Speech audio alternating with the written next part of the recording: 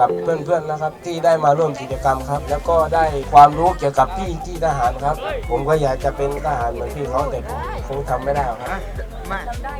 ผมทำได้ครับถ้าผมเรียนสูงๆแล้วก็ผมตั้งใจที่อยากจะเป็นทหารครับแล้วก็อยากจะช่วยเหลือทุกๆคนครับผมครับ